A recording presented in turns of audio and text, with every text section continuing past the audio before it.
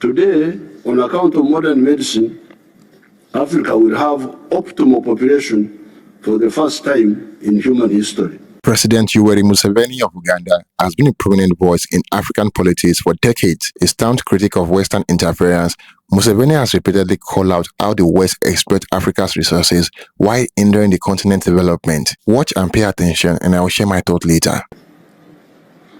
I have had the good fortune of watching and participating in freedom activities in our area for the last 60 years plus. In order to understand the struggles we have been involved in, we should be reminded that by 1900, the whole of Africa had been colonized except for Ethiopia.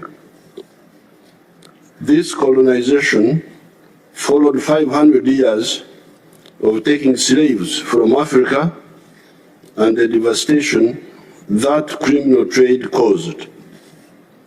It was not only Africa that was colonized, but also much of Asia, India, Indonesia, Indochina, Burma, the Philippines, Malaysia, etc., and the subjugation and extermination of the indigenous people of the Americas and Australia.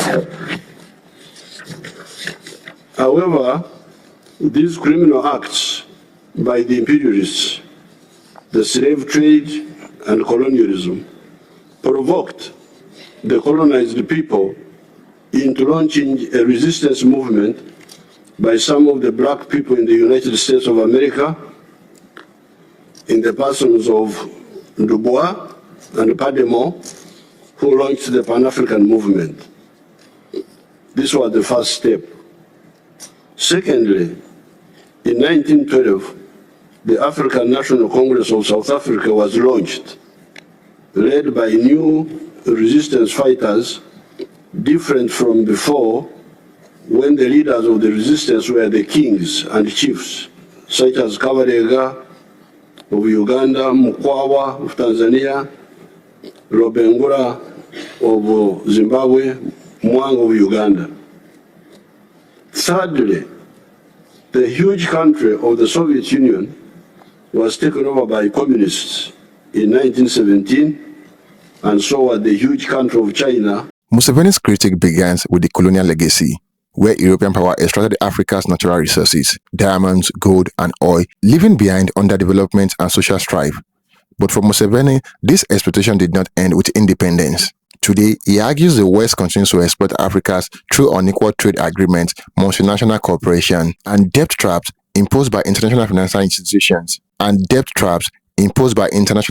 institutions. Countries are often forced to export raw materials at low price, only to import finished goods at exorbitant cost, a cycle that stunts economic growth and keeps Africa's dependent. Museveni has also criticized institutions like the IMF and World Bank, which he claims impose conditions that prioritize Western interests over Africa's development.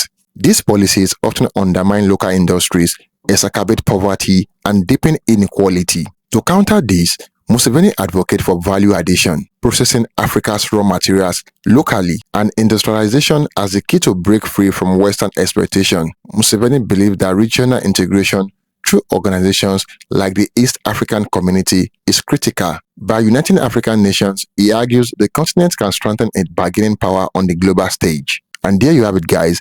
Kindly like this video and share your thoughts in the comment box below. Until next time, cheers and have a good one.